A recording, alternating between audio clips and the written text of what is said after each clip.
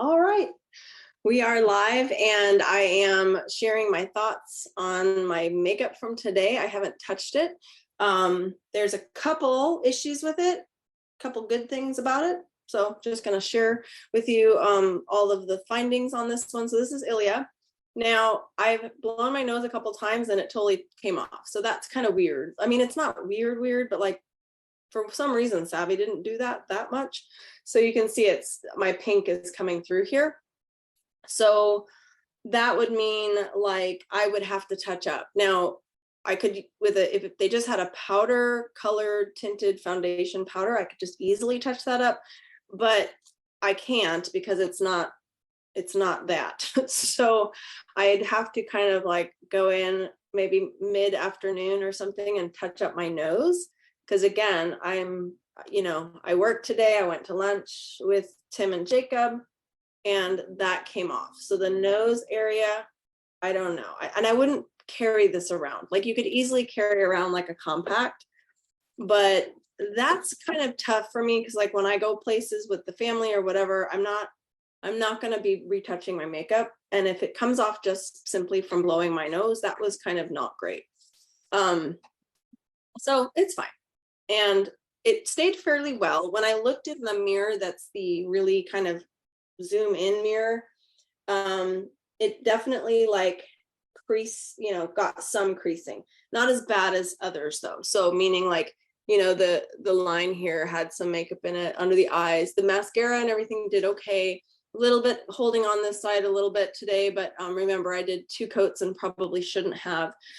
Just going through and looking at the just overall. So like if you wanted to know overall, Tim said he liked this the best so far.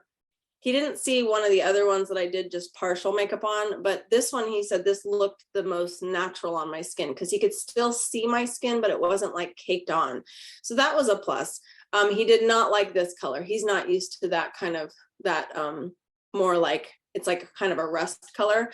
He did say he liked the lip stuff though. And this was the only thing I reapplied throughout the day because, I can't.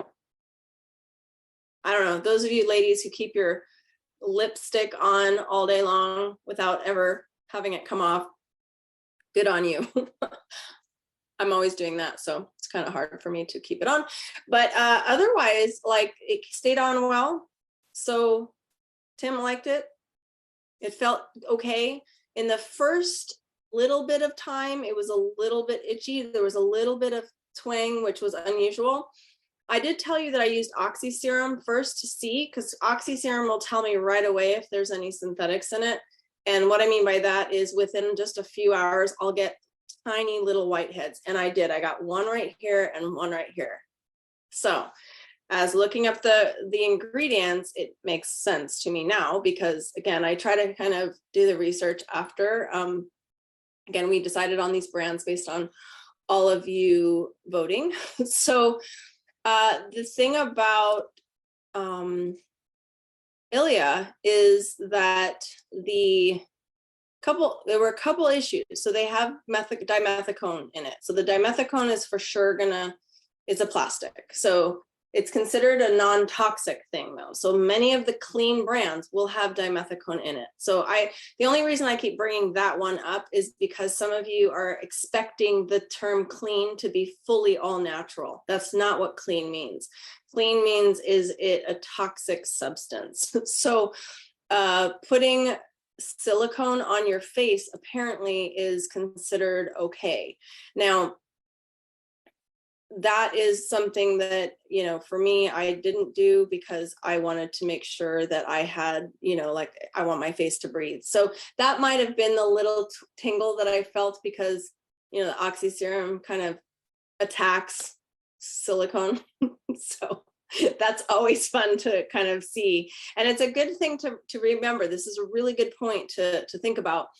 If your friends are ever having a reaction from our oils, and they're saying, I'm rashing up or I'm having this weird response, you have to ask them what synthetics are they using? Because if they are using any synthetics around essential oils attack plastics and can cause like World War III on your skin. So I'm always real cautious with people to think that the oils are causing it. Well, technically they are, it's not. It's the oils doing their job, trying to clean up the synthetics. So if they're using any lotions, most normal lotions you can buy at the store have tons of synthetics in them. So oils and synthetics don't mix. Ozone oil definitely does not mix with synthetics, and that's why it's fun for me to be able to see immediately. And those little tiny whiteheads that'll just pop up 2 or 3 of them, and it can tell me right away if there's something in there that it shouldn't be. Anyhow, so but yeah, dimethicone is in this guy, in the actual foundation. So that's a little bit of a problem for me. I was like, really, you like it the best so far? And he did. So he liked the way it looked on. It feels okay. It doesn't feel thick. So some other ones I've used that have dimethicone feel thick. Now, again, I don't have a problem with it per se. I just have to kind of determine, okay, what do I use? Like, you can't use your essential oil face serums if you're using a facial product that has dimethicone in it, which, by the way, remember, most of these do, because it's not considered toxic. But you got to kind of know, it's like taking your synthetic medications alongside of natural supplements. You can't do that. You have to wait 4 hours. So the other option is, like, if you put lotion on your face that's highly detoxifying, like I put oxy serum on at night before bed, and then when I wake up, if I know I'm putting something dimethicone on my face, I'm going to not use that in the morning. I'm going to use a straight up plain, no essential oil, like carrier oil. That's it. So anyhow, hopefully that helps. The one product that's an absolute no-go. So I will not repurchase this. I might even return this, because this little guy here, this was the little, I used some on my lips. I used it on my cheeks. This product has actual food coloring in it, and I'm big against food coloring. So this has yellow dye number 5 in it. And most of these little color things, their little color palettes, have dyes, yellow, red, 40, all the things that are just like, that's a no-go. So out of all the products being pretty clean, like, I was looking all of them up, looking up all the ingredients, none of them really bothered me that much. I always want to point out the dimethicone, but this one, if it has any dyes in it whatsoever, that's real rough for me to even recommend. So I didn't see, so the other thing that was kind of weird to me, because in trying to look up the eyeliner, that was the liquid one, they do have some pencil ones, pencil-ish, right? They're the pencil ones that come out that are thick, and that's good. Not thick, they're thin, but they're not in anything you have to sharpen, which is good. There's not much information on this. Now, it has a ton of glycols in it. There are glycols that may be from nature, and that's the problem with glycols. Sometimes they're synthetic and sometimes they're not. So finding out if they are or not, and this is not on any of the sites yet as far as like the ingredients in them. So I don't know, because this doesn't say that it's, anything. I mean, it's interesting. It's called the clean line, right? So you might think clean line, it's clean. No, they mean it's a clean line, like the line is going to be straight. But I don't, this is kind of, that one's a little bit up in the air. And then the other one, which we talked a little about, and that's that Fade Into You. This is their soft focus finishing powder. So, I was sort of like, well, okay, they don't have anything powder foundation. So this is just to kind of soften up the look. And again, like going into this is cornstarch and the mica and the different things like castor seed oil, bamboo.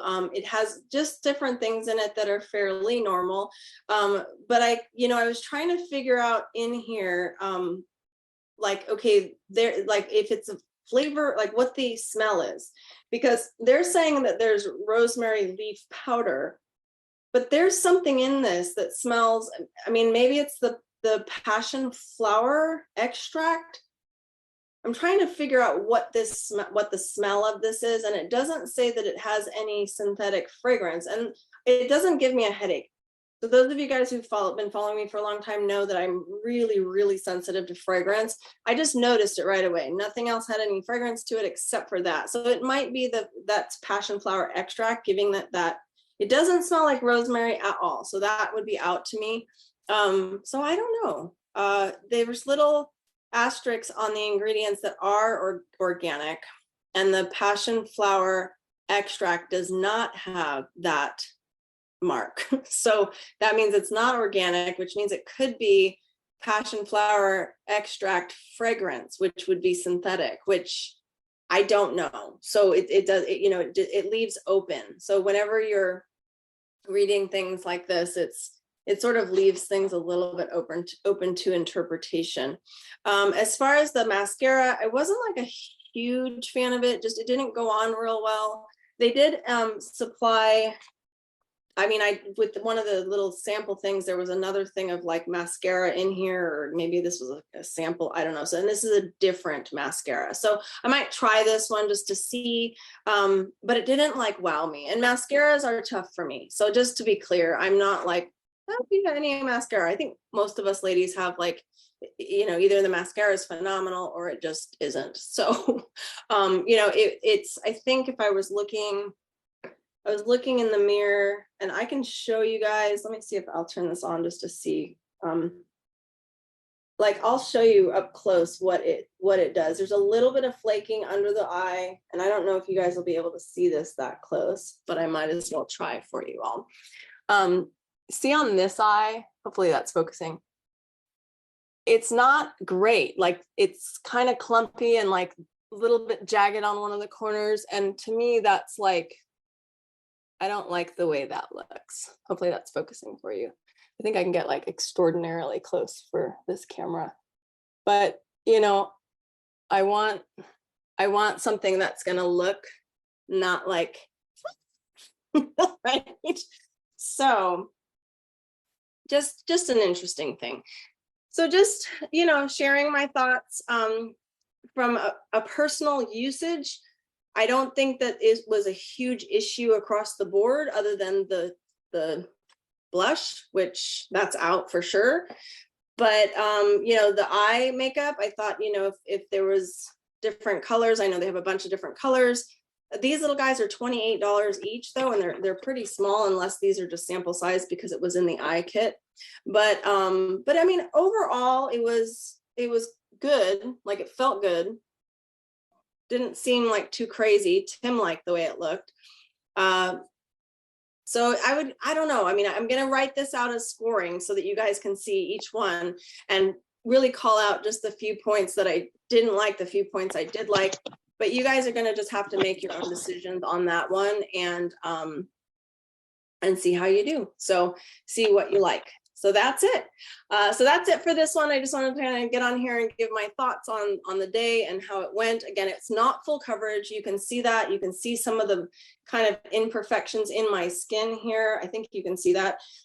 So not full coverage for sure, but it did okay as far, but again, you can see some of the things. It's not, if you're trying to match it to Savvy, to me, it wasn't the best. So I'm just trying to tell you, it doesn't compare to Savvy really. But this was one of our products to review. And there you have it. So as far as the 31oils.com site, if I'm putting these on my YouTube channel, not on 31 Oils. I will put some content on the 31 Oils site that is on the blog that's on there. So if you're looking for if you're ever like, where's that fractional distillation article that she wrote about? You can go on to 31oils.com and look in the blog there, and it shows it's under education. So I'm going to put some of these things on there, like the no list or whatever we're going to call it. And then just giving you guys all the links. So there's already a whole list of links in the Facebook group on first look and then the final review. So you're going to start seeing those pop up. Some of my thoughts as we're moving along. We still have a lot of brands to cover. So tomorrow we're doing Thrive, so don't miss that one. I will get on probably in the morning to do a first look on Thrive and put it on. I think that works a little bit better. We still have Crunchy to do. I'm waiting on some products from them. We still have Beauty Counter to do. I'm waiting on some products from them. And we still have all of the companies like second looks. And again, just for ease of trying to make this work for you guys, I'm trying to do like a now first look and then like the final once I get it. I'm also waiting for some other items from Root Pretty. So that one matched so far the most to Young Living Savvy Minerals, Root Pretty. But then also I have a company from Australia. Some of you guys are like, what do we do out here in Australia? So I have a Nude by Nature, it should be here tomorrow. So again, just trying to get all the brands to try for you all, doing the best we can. And if you are interested in donating to the cause, you can. $5, $10, every little bit helps because this is really expensive. And you can go over to 31oils.com and then just like look for makeup. Just use the search bar and search makeup and you'll see that pop down. But if not, just follow along and figure out what works best for you. There's so many brands out there, and I keep getting so many questions from all of you about this brand and that brand. The best thing to do is just compare it to our no list. So, and see kind of what works to you. And it's basically called the Avoid list over in the group. So Club 31 Oils on Facebook, and I will put that Avoid list also on the 31 Oils site so that you have that.